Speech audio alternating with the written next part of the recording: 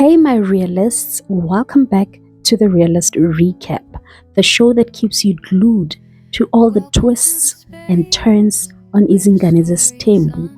If you thought last week was juicy, wait till you see what went down in episode 5. Fasten your seatbelts, we are going deep into family drama, secret accidents, lobola chaos, and a whole lot of lessons along the way. Let's jump right in. We kick off at Macela's house with Mr. Mseleku, Abo, and Lwandle, who's busy washing his father's car. Mr. Mseleku wastes no time. He's like, Lwandle, tell me straight, did you make someone pregnant? Lwandle just laughs it off like, no, Baba, that's old news. We broke up a long time ago. Clearly, he just wants to focus on his side hustle and now make his own money. Mr. Mseleku agrees but reminds him that communication is key if he ever expects to be entrusted with big responsibilities. Then there's Abo. Hi, Bo. Abo is asking for a car baguette Tishem. She's almost done with school and Mr. Mseleku says nope. And then she understands what Mr. Mseleku is coming from because most kids would jump at the chance, but Abo loves that her dad expects her to work for her things. And that's the kind of hustle that builds character. Big respect to her. And Mr. Mseleku went on to explain that the reason why he can't give Abo a car is because Abo went to school and Lwandle didn't go to school. So he wanted to balance things out. Big up to Mr. Mseleku for teaching his daughters to stand up for themselves and not depend on him because he won't be here forever. Next up, we slide into Capello where Mpumelelo and Snare are having one serious catch-up. The energy is tense and with good reason. Snare just went on a podcast and told everyone that her dad is basically as good as useless in her life. She actually called him a toy. Yes, you heard that right. Mpumelelo is not impressed. He's like, Sisi, you need to slow down. Baba is already dealing with health issues. If anything happens to him, everyone is going to blame you. Mpumelelo kindly reminds her that Mr. Mseleku is already under enough pressure and he's been going in and out of hospital. She doesn't want to be one of the reasons Mr. Mseleku goes back to the hospital. And then Mpumelelo brings up the lobola issue. Oh my goodness. Hi, this one just doesn't die, right? Snare tries to explain that if lobola ever happened, it would have gone to her maternal family anyway, since she's not fully Mseleku yet. And Mpumelelo's eyes widened, says, wait, weren't your damages paid? Aibo, but things were not done traditionally. There are certain obligations that have to be fulfilled traditionally before she can fully be Mseleku. And when Mpumelelo tries to get personal, asking her about the new boyfriend or if he still wants to introduce one, Snare shut him down fast. That chapter is closed. She says the next man who meets his family will be the one who's serious enough to pay lobola. And just like that, Snare flips the script and starts prying into Mpumelela's life. But bro is not about to spill, especially not to a gossip monger like her. Mpumelelo made excuses not to say anything about his kids or what happens between him and Terelo because he feels like there are certain things that he cannot share with Snare. And the reason for that is because, that is Snare. Talks a lot, she can't keep her mouth shut.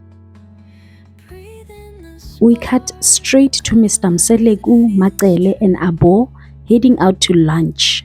It looks like a simple family trip until Mr. Mseleku spots that the car is badly damaged, missing bumper, cracked torch and scratches everywhere. And that's when the real story comes out. Lwandle is the last one who drove the car. Hey, Abo tells us that Lwandle came home super late and whispered to her that he had an accident. Apparently the rain was pouring and the road was slippery, and you know the drill. He thought he could hide it. So this was actually an intervention trip disguised as lunch. Abo nyaksaba shem. Abo planned this all along to let their parents see the car damage for themselves. And the reason she did that is because Lwandle couldn't even face his own parents, so he actually asked Abo to talk to his parents for him. And to tell you the truth, Mr. Mseleku was very angry. The reason why he was angry is because this guy, Lwandle, used his mother's car and got into an accident with his mother's car. So he's angry that why didn't you go with your own car? At least damage your own car. Don't damage my wife's car. And then Makele went on to explain that she purposely let Lwandle use her car for long trips because it's more powerful than his. Why? To keep him safe on the roads. Ironically, if he had been using his own car, things could have been worse. Makele didn't look like she was angry at all. I guess she was just glad that her son is safe from the accident and it's only the car that got damaged. Mr. Mseleku is devastated. The tears just roll down his face. Lwandle feels terrible seeing his dad cry, especially knowing that people already accuse Mr. Mseleku of sacrificing his kids for wealth or his family for wealth. Even though this was just an accident, Mr. Mseleku feels like he'd be blamed if anything ever happened to one of them. So he did ask Lwandle to be careful every time he leaves the house because everything that happens out there will come back to Mr. Mseleku. And I understand him fully as a father. I understand he's hurt to be blamed for things that you know nothing about. I mean, he is just a man trying to grow his family, raise his kids, and he never had a dad. So I Bandla, give him grace. And to close this week's episode, we drop in on a serious chat between Mr. Mseleku, Makei, and Mpilo. So Mpilo pulled a sneaky one, guys. She had her dad sign some surname change papers without him realizing what they were for.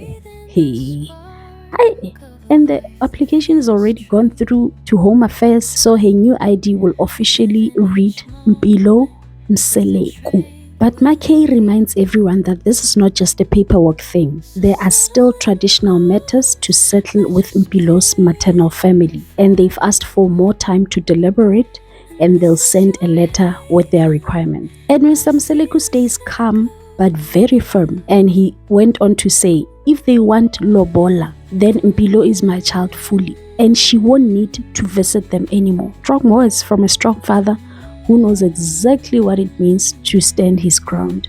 And I agree with him fully, because why would they want lobola when Mpilo has been staying with Makei and in the Mseleku household and has been supported all throughout? She's done school now, she has graduated, and you want lobola? Haibo. So I do understand where he's coming from, and I stand with Mr. Mseleku in these difficult times. And there you have it, my realists. Episode 5 left us with so much to think about. And here's my 2 cents.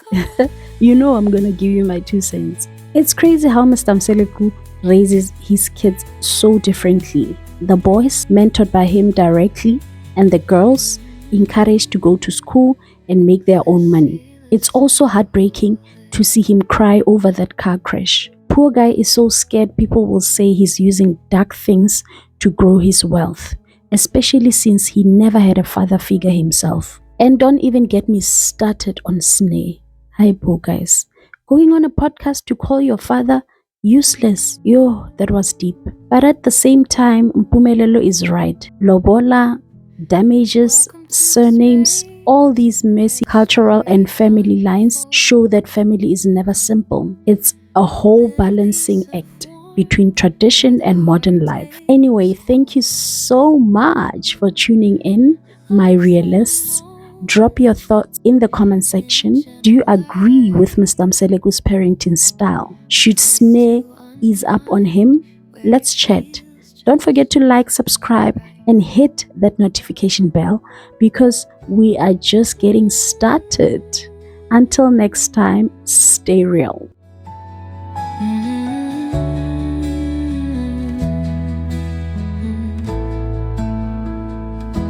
Let's see the circle live. It's your daily glow,